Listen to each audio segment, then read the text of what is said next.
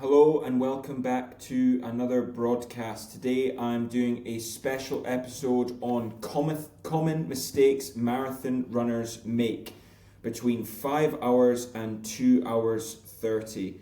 This is inspired by a swimming podcast that I listened to recently, sent by my friend, and I thought it'd be really good to do a marathon based one. So whether you're a 5-hour marathoner or chasing sub 2:30, every one of those pace brackets between there comes with own unique challenges, and today I'm going to break down common mistakes I see from marathon runners finishing in each category. And most importantly, I want to add in some solutions that will help you avoid these mistakes throughout the way. So without further ado, we're going to dive in.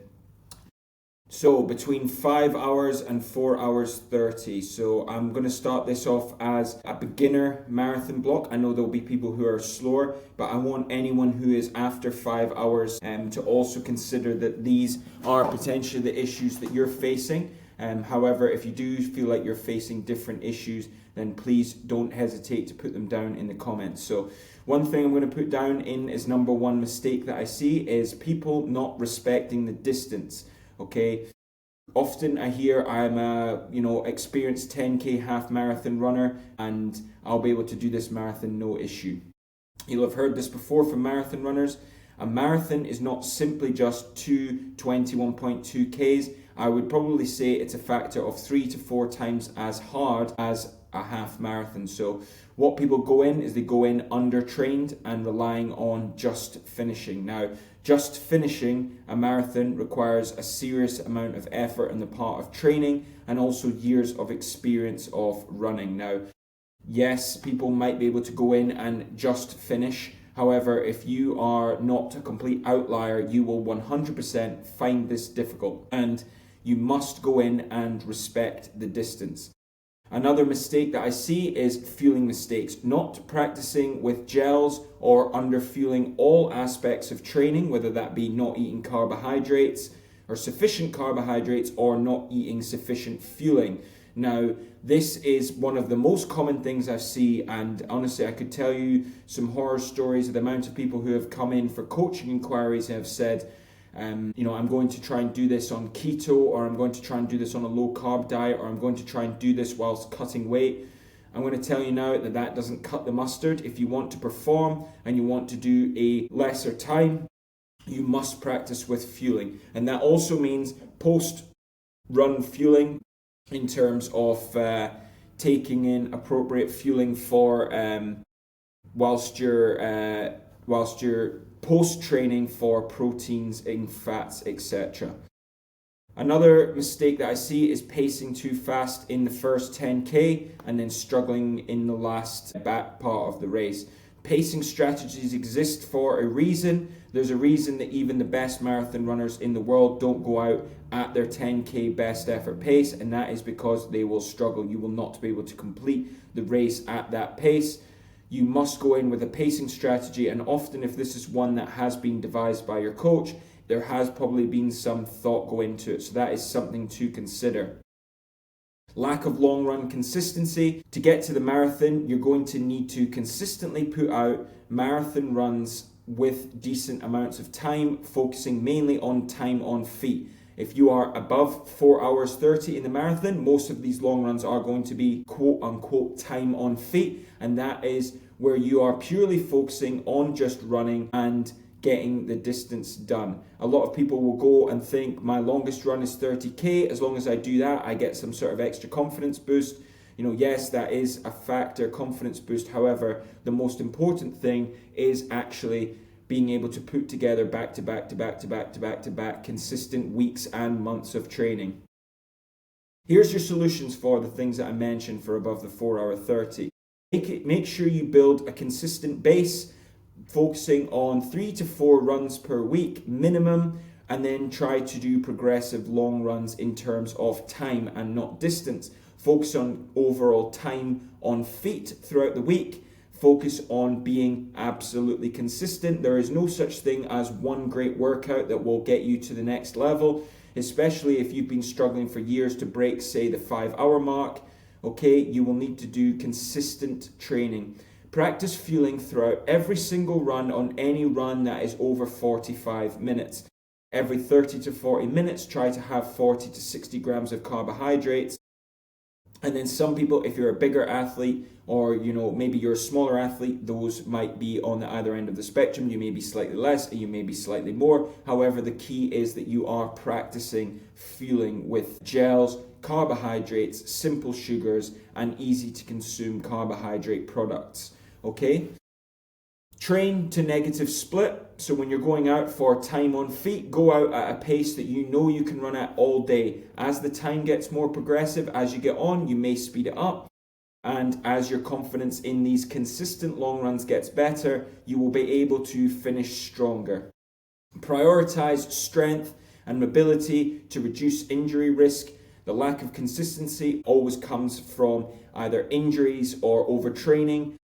Strength training and mobility are one key that you can use to reduce your injury risk. If you're getting close to that 4:30 to 4 hour mark, this is slightly different. You're starting to push the boundaries, and there's going to be a few different common mistakes that are made compared to those who are slightly slower. So, common mistakes that I see being made from this bracket of group is training too easy most of the time.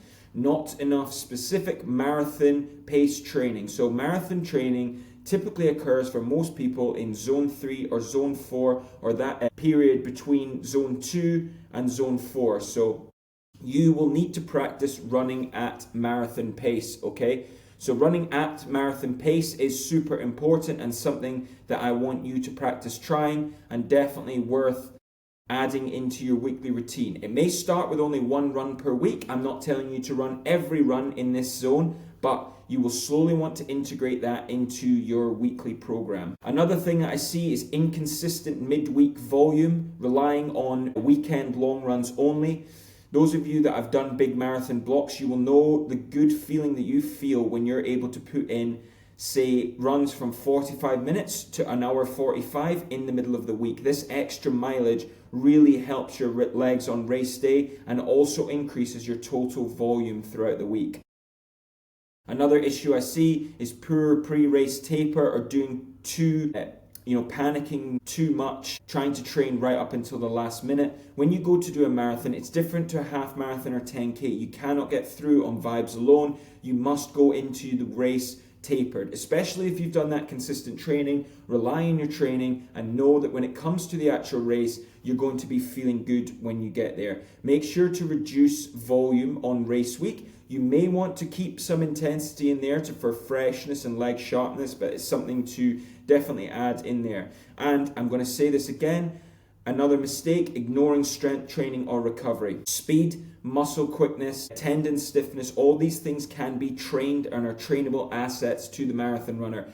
People often ignore strength training and their recovery, mobility, and these kind of things. If you're trying to push the boundaries of the pace, try and get down to as close to 4 hour marathon. You simply must have these in your program, even if that means cutting out one of your junk recovery runs. You've not got much time, and even 10, 15, 20 minutes microdose throughout the week is going to pay dividends. So here are your solutions. So introduce controlled marathon pace work. For example, that may be something as simple as 5 times 5 minutes at marathon pace, 1 time per week. As you go, what I would look to do is either extend the duration or number of reps. Obviously, duration is going to increase. You're going to keep the same intensity, and hopefully as you get closer to your marathon, that intensity should come down, the RPE should come down, but the total duration is going up, filling you with confidence that you're going to be able to race on race day at that marathon pace. Balance midweek mileage to help boost aerobic endurance. Increase your weekly midweek long run by say 10 to 15 minutes week on week till say you get up to an hour 30, hour 45, and you'll really feel the difference when it comes to those long runs, as you're almost getting a second medium long run, as I like to call it, in the middle of the week. Follow a 2 to 3 week taper, reduce volume but keep intensity. This keeps blood plasma high, it keeps leg freshness, sharpness, makes you feel like you're fit, ready and able, but it also reduces the total fatigue on your legs, allow you to recover for the race. Include 2 short strength sessions per week, focusing on glutes, core and hamstrings. Focus on those things and it will absolutely pay dividends. 10 to 15, 20 minutes, that's all it takes. Simply, put down on the comments below if you've done this and see how many people, will tell you how important this is. If you're struggling to, push for that 4-hour marathon, try and give these things a go and see if it helps. Of course, if you feel like you're facing another issue, I'd love to hear from you and love to hear your feedback about what it is you're personally struggling with to be able to break this down. Now we're going into the bit of a sharper end, so 4 hours to 3 hours 30. So common mistakes I see for these people are wanting to go out and they're wanting to push the boundaries. But one thing that I see is racing every long run and trying to treat every run as a sort of proving grounds for fitness. You know you're fit, you've probably done great times in the 10Ks and half marathons before. You don't need to go out and prove yourself every single week in your, all these runs. Is trying to race every single long run. I would have a mixture, I'll go into the solutions later, but I would have a mixture of racing and doing faster long runs and also runs for time on feet. Over-reliance on absolute data rather than running by how you feel, and this is something that I often see is people sometimes go down into the weeds when actually they should be looking at the whole forest and going by how they feel. Not respecting recovery. Yes, we all want to run 7 days a week, that's absolutely fine, but if you're 40 and you've got 2 kids and you're running 7 days a week, you're working 6 days a week, you're trying to balance having family life, you're probably going to be skipping out on sleep and you're not going to be giving your body the adequate time it needs to rest and recover. What I will say is if you're short on time, previous to my other video, which you can go back and watch, what you can do is you can substitute some of these runs with more intense, shorter runs, which has been proven to help increase fitness. Also saving you time means you can have a little more lie-in and you get a lot more bang from your buck. Feeling too late or not feeling enough, you're starting to get into the real weeds of these things. So 3 hour 30 and below, these marathon efforts require a real good fueling strategy. If you're not fueling properly, then ultimately you're going to suffer on the race. Here's my solution. So keep 70 to 80% of your long runs aerobic and save intensity for your long runs for specific key workouts. I'd suggest maybe once or twice a month, absolute maximum, for specific long run marathon intense workouts. Use RPE to go away from the gadgets. See how you feel during the runs. You can utilize the data. Don't let the data drive you. Let you drive the data, and you can always go back and reflect on the data to see how you feel. Make sure you get 7 to 8 hours sleep per night. Make sure you're prioritizing recovery, okay? If you're not, start reducing sessions, making sure you are getting this recovery. This is easier said than done. I'm as fallible as anybody else when it comes to this, but it's so important. If you do have metric data, you will absolutely 100% see when this is reflected in your poor recovery. And start fueling early. Within the first 20 minutes of a marathon effort, you're going to make sure that you start fueling. You're going to fuel on the start line, and you're also going to fuel on each and every single run that is 30 to 40 minutes and above. Even if it feels like I don't want to eat this gel, I don't want to have this banana because I'm going home having my dinner, etc., etc., etc. You simply must fuel. If you're running in the morning, you must wake up, you must have fuel before you go out to run, or you will suffer. I hear this often. I've watched these Kenyan runners, I've watched these Ethiopian runners, they don't eat anything. All you have to do is go and watch the videos of them, and you will see that before every single run, they are having tea, coffee, sugar in the coffee before they go out to run. Now that is not running fasted, that's running fueled. Yes, they're utilizing whatever's available to them, but if they're having 20 to 30 grams of sugar, 20 to 30 grams of carbs in the way of sugar, then that is a fueled run. So don't try and think I'm going to do what these influencers do and run fasted, it's going to help my body fat, it's going to help that. No, we're at the point now, we're fueling for performance, so make sure that you take on board the fuel. 3:30 to 3 hours. So you've maybe got to this point and you started to plateau. So you're running the same schedule week in, week out, okay? This is one of the main common mistakes I see in this area.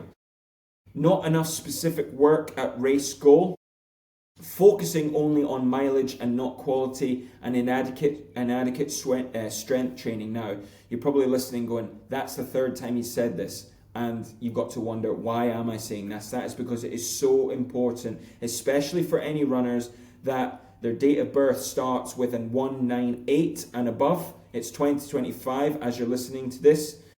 If your date of birth has a 198 in it, then strength training has never been more important for you. Bone density, mineral density, hormones, injury prevention, all these things are so important. So to go, how to make solutions for this. So add variety, progression runs, fartleks, thresholds, intervals. You've probably already started doing these things. If you're at this level, you're probably already running with a club. You're probably really trying to push your level, okay? But if you are not and you're already at this level, then these are things that you want to start introducing. And as I said, introduce specific work at goal pace. That means also long runs with segments at marathon pace, starting from small time, increasing to large distance, okay? You're not going to do the full, say, marathon long run at specific marathon pace, but it may be, for example, 4 blocks of 15 minutes or 3 blocks of 5K, for example.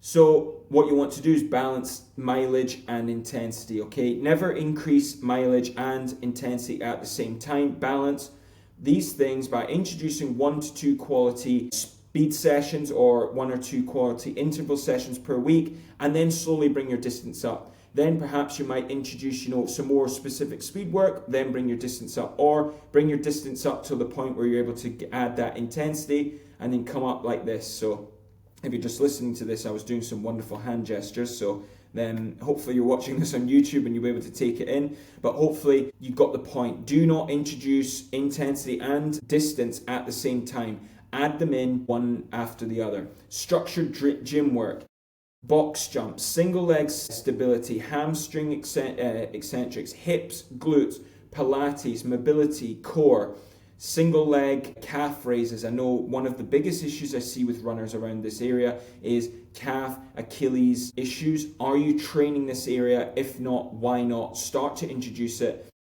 I really want to hear from you if you are really suffering with these issues. I've got so many videos of different exercises you're able to introduce, and I'd love to be able to help you out more. So now you're pushing the boundaries. You're around 3 hours, pushing under 3 hours for the first time. Perhaps you're going for Boston Qualifier. Perhaps you're going for qualifier for one of the majors, right down to 2 hours 30. So common mistakes that I see of people I have coached and people that I follow. Overtraining, chasing mileage numbers and doing too many hard sessions. I've seen examples of runners who come to me, they're maybe chasing 4 or 5 hard sessions per week. This is not the way. The training principle still applies for the majority of the people of 80, focusing on 80% easy and 20% hard. Mileage numbers are arbitrary numbers. Some person's 120 kilometers is absolutely unachievable for someone else. Someone else might only be able to achieve 80 kilometers, but you still might be making improvements there. Now, what I would try and find is, I call this the mileage sweet spot. The mileage sweet spot is the point where you are still improving your times, but you're not having undue effects on your work, life, health, hormones, and all these things in between, okay? So for me, this is an example. For me, I find that is anywhere between 80 and 90 kilometers, and I start going above that, I find myself getting injured, unhappy, overtrained. I could list a million different things. And my times generally, although they do improve, over the long period of times, I do feel like I really suffer. And I've seen this time and time again for the people that I coach. Whereas I know if I stick at 80 to 90 kilometers, I'm still going to make improvements, and it's going to get better. Poor periodization, training hard year round without A goals, B goals, and C goals. Ignoring small details, heat adaptation, hydration, footwear. Neglecting mental preparation. Okay, so how do we make solutions for this? Periodize, build blocks, build your base, build your threshold, sharpen, taper, race, repeat. Okay. This is the typical cycle for people who are more advanced. You simply cannot go and race 6 races a year as your A race and expect to get results in every single one of them. If you do, this will only continue for a short period of time. Eventually you will burn out and you will suffer. Quality over quantity. I've already went on to the solution for this problem because I couldn't help myself, but quality matters. Balance it with recovery. Find your mileage sweet spot, okay? Get a paper journal, get a written journal, start writing down when you start feeling like you're getting worse before you get better. Dial in the details, shoe rotation, race day fueling, all these little things are going to make a difference. Sauna, hot baths, preparing for the heat. All these things are going to make a little bit of difference to get you to the next level. Start introducing cues for getting better, where this might include visualization, mental cues, strategy. All these different things will help handle race fatigue, for example. And when you're in the middle of a race, physically say out loud, I can do this, I feel strong, I'm built for this, I'm ready for this, I'm made for this. Reach out to a certified health coach that comes to your age when it comes to this kind of thing. I'm a running coach. I help with you with things like running. These people help come up with strategies when it comes to sports goals, what's potentially holding you back. Most of it might be in the top 2 inches, so this is something something worthwhile talking about. So hopefully those mistakes all sort of sound familiar to you, because that's good. If they sound familiar, that means I've given you the solution to be able to do that with it. If you've got any other issues, please put them down in the comments below. If it's something I've not touched on, you'd like me to go into more detail, I want you to put it below and I will answer you, okay? Universal mistakes across all levels. Comparing your journey to others on social media, absolutely despise this and something I will not advocate. And if I coach you and I hear you comparing yourself to someone else, I'm probably going to shut it down immediately. Underestimating recovery, I've touched on that on every single one of the points. Ignoring sleep, hydration and nutrition. Drink some water, eat some carbs, make sure you get your 8 hours sleep.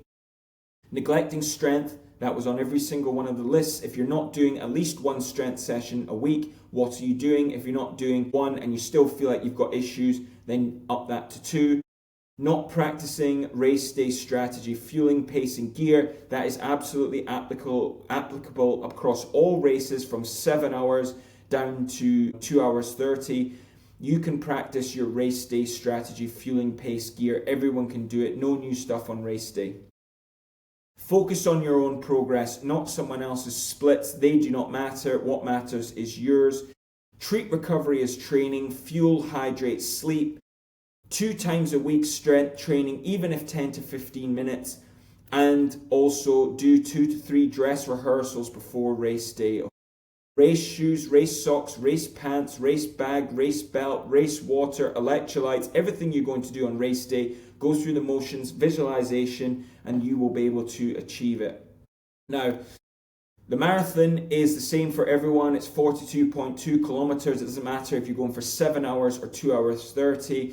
The distance is always there. You know what to look for in your bracket. Save this video and come back and watch it again if you feel like you need help. It'll give you the best chance of race success on race day, and I'm always here to help. I really do want you to put down in the comments down there. I'm really emphasizing that today because your feedback is absolutely valuable. If there's something I've missed or something you want me to touch on, then please put it below. I look forward to hearing you. I wish you all the best on your marathon if you're watching this, and thanks very much for tuning in.